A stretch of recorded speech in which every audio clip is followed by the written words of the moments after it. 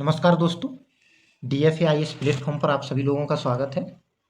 और पॉलिटी की क्लास में जो हमने राष्ट्रपति वाला टॉपिक स्टार्ट किया था उसमें कुछ भाग कंप्लीट कर लिया था और कुछ भाग बचा हुआ है, तो उसे हम कंप्लीट करने की कोशिश करेंगे। ठीक है, ये देखिए,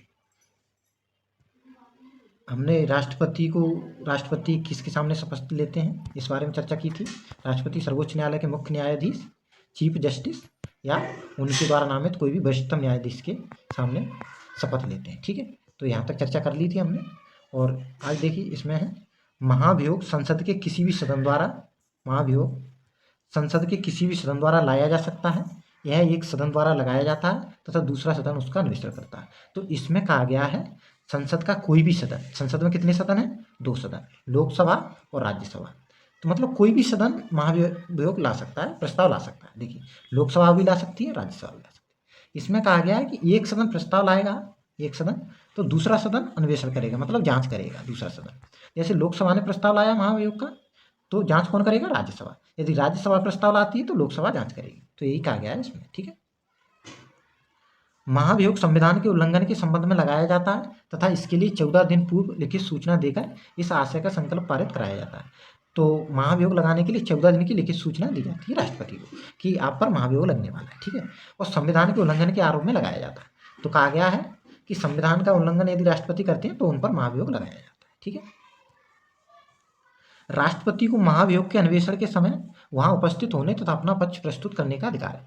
तो जब भी कोई भी सदन, लोकसभा या राज्यसभा उनका अन्वेषण कर रही होंगी महाभियोग का, तो राष्ट्रपति को अधिकार है, वो वहां उपस्थित रह सकते हैं और अपना पक्ष रख सकते हैं। ठीक है, तो ये राष्ट्रपति को अधिकार दिया गया है। ठीक है, महाभियोग की प्रक्रिया अर्धन्यायिक होती है। तो महाभियोग की प्रक्रिया अर्धन्यायिक है, संसद का कोई भी सदन अन्वेषण कर सकता है इसमें। ठीक है, अन्य किसी कारण से यथा राष्ट्रपति की मृत्यु आदि से स्थायी रूप से राष्ट्रपति का पद रिक्त हो जाता है तो उपराष्ट्रपति तुरंत राष्ट्रपति पद पर कार्य करना प्रारंभ कर देगा तथा नए राष्ट्रपति द्वारा पद धारण करने तक कार्य करता रहेगा। तो इसमें कहा गया है अन्य किसी कारण से या राष्ट्रपति की मृत्यु से राष्ट्रपति का पद रिक्त हो जाता है तो उपराष्ट्रपति तुरंत राष्ट्रपति पद का कार्य करना प्रारंभ कर देगा। तो यही कहा गया है कि राष्ट्रपति की मृत्यु हो जाए या पद रिक्त हो जाए किसी भी कारण से, तो पदभार कौन संभालेगा? उपराष्ट्रपति।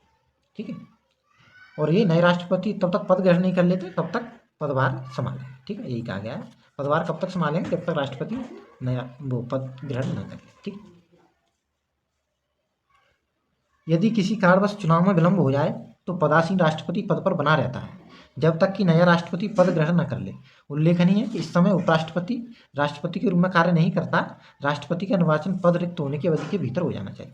तो निर्वाचन में विलंब हो जाता है, देखिए यदि पद रिक्त होता है, रिक्त, तो उपराष्ट्रपति कार्य करेगा, उपराष्ट्रपति। ठीक है, ये ध्यान रखना है हमें, यदि क्वेश्चन बनता है तो ये गलत हो सकता है।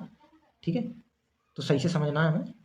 यदि पद रिक्त होगा मृत्यु से या स्थायी रूप से तब उपराष्ट्रपति कार्य करेंगे। यदि चुनाव में विलंब होता है, चुनाव में विलंब ऐसे 5 वर्ष बाद चुनाव होना है, यदि विलंब हो गया 1 वर्ष का, ठीक है, कुछ समय के लिए मान लो विलंब हो गया, तो यहाँ राष्ट्रपति नहीं, उपराष्ट्रपति कार्य नहीं करेंगे, यहाँ कार्य करेंगे जो पहले से राष्ट्रपति हैं, पहले से राष्ट्रपति।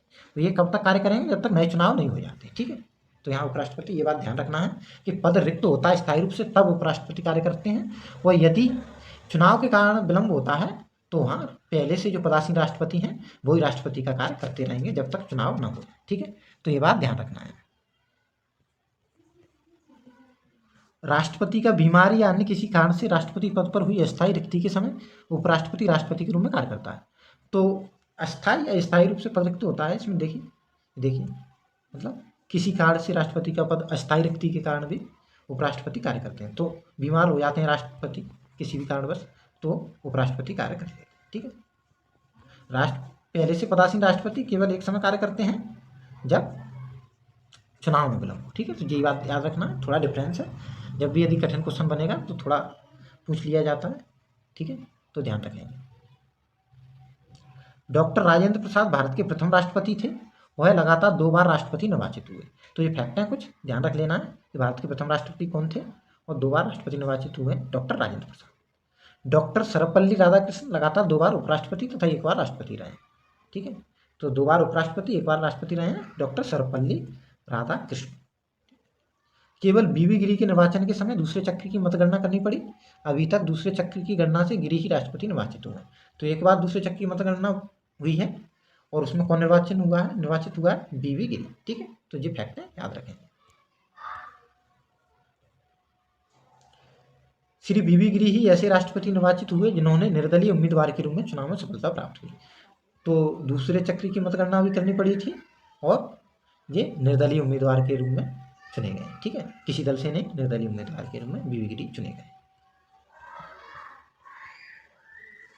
केवल नीलम संजीव रेड्डी ऐसे राष्ट्रपति हुए जो एक बार में चुनाव में पराजित हुए तथा बाद में निर्विरोध निर्वाचित हुए। तो निर्विरोध निर्वाचित होने वाले राष्ट्रपति हैं नीलम संजीव रेड्डी। तो ये फैक्ट हैं। ऐसे 2 बार राष्ट्रपति कौन बना, 2 बार उपराष्ट्रपति कौन बना, तो ये फैक्ट याद रख लेना। छोटे छोटे एग्जाम में पूछे जा सकते हैं, वनडे एग्जाम। ठीक है, और ऐसे पीएससी वगैरह में फैक्ट कम पूछे जाते हैं, लेकिन छोटे छोटे एग्जाम में पूछे जा सकते हैं, तो याद रखें। डॉक्टर राजेंद्र प्रसाद, फखरुद्दीन अली अहमद, नीलम संजीव रेड्डी, ज्ञानी जैल सिंह, एपीजे अब्दुल कलाम, प्रतिभा पाटिल और प्रणब मुखर्जी को छोड़कर अन्य सभी राष्ट्रपति पूर्व में उपराष्ट्रपति के पद पर रहे हैं। तो ये बताया गया है कि ये राष्ट्रपति हैं जो उपराष्ट्रपति के पद पर नहीं रहे हैं, ये बात। ठीक है, तो ये बताया ये डायरेक्ट राष्ट्रपति बने हैं सभी। तो याद रख लेंगे हम कौन कौन है। ठीक है,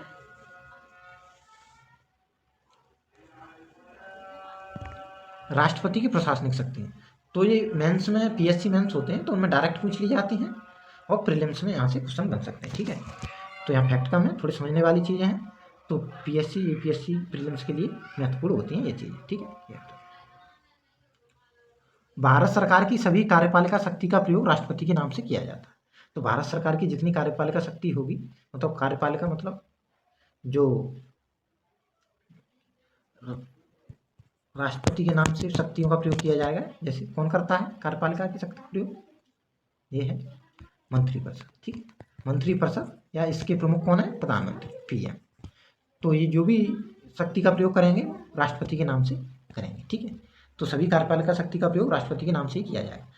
तो पूछा जा सकता है क्या प्रधानमंत्री के नाम से कार्यपालिका शक्ति का प्रयोग होता है, तो ये गलत कर देना है, क्योंकि सभी कार्यपालिका शक्ति का प्रयोग राष्ट्रपति के नाम से ही होगा। संविधान में उल्लिखित किया गया है कि सभी कार्यपालिका शक्ति का प्रयोग राष्ट्रपति के नाम से ही किया जाता है। ठीक है, तो संविधान में प्रधानमंत्री का वर्णन नहीं है कि उनके जो कार्यपालिका शक्ति का प्रयोग होगा वो उनके नाम पर होगा। तो ऐसा कोई वर्णन नहीं है, राष्ट्रपति का वर्णन। तो याद रखें, राष्ट्रपति वास्तविक कार्यपालिका नहीं है, अपितु वह संवैधानिक प्रधान है।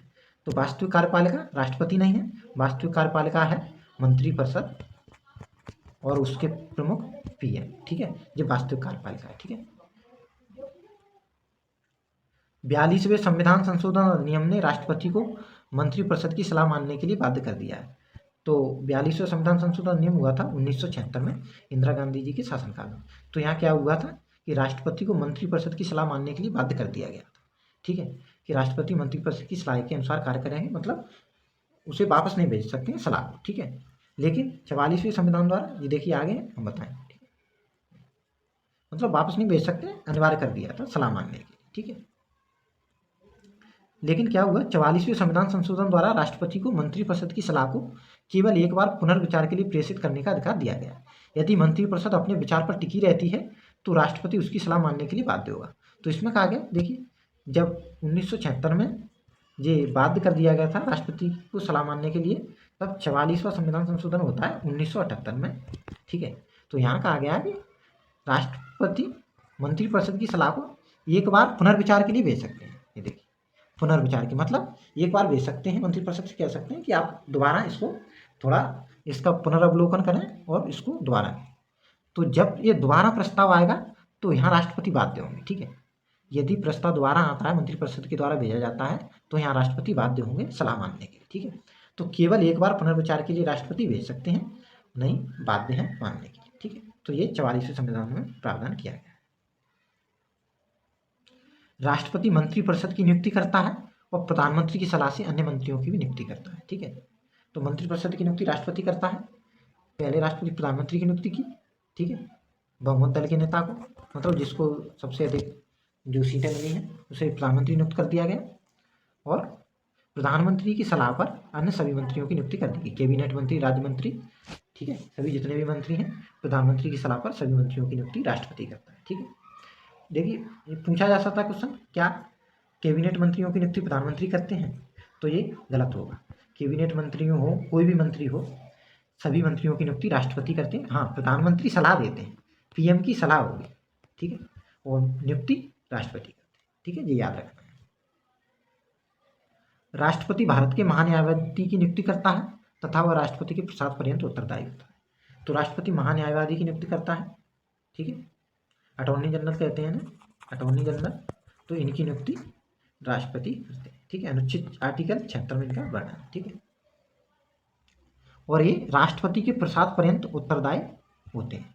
प्रसाद पर्यंत का अर्थ है कि राष्ट्रपति जब चाहें इनको हटा सकते हैं, ठीक है।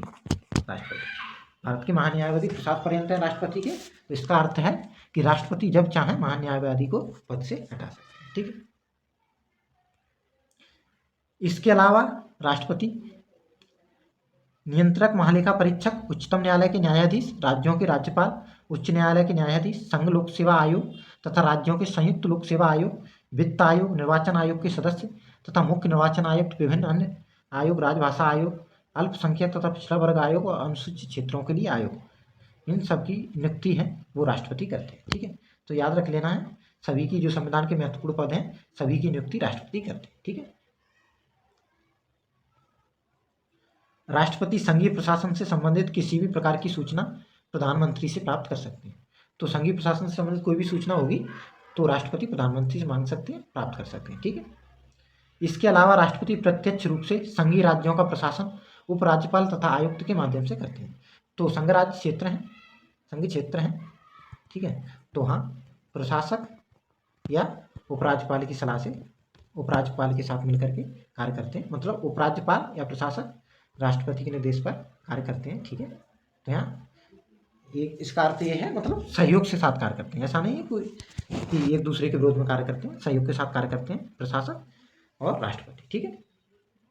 तो ये प्रशासनिक शक्तियाँ होंगी। अब हम कल इसकी विधायी शक्तियाँ पढ़ेंगे और भी सैनिक शक्तियाँ हैं वो भी पढ़ लेंगे, ठीक है। तो ये प्रशासनिक शक्तियाँ कंप्लीट हो, ठीक है। और हिस्ट्री की क्लास में हमने मौर्योत्तर काल का कुछ पार्ट कंप्लीट किया था और उसकी क्लास हम दोबारा लेंगे, ठीक है। धन्यवाद।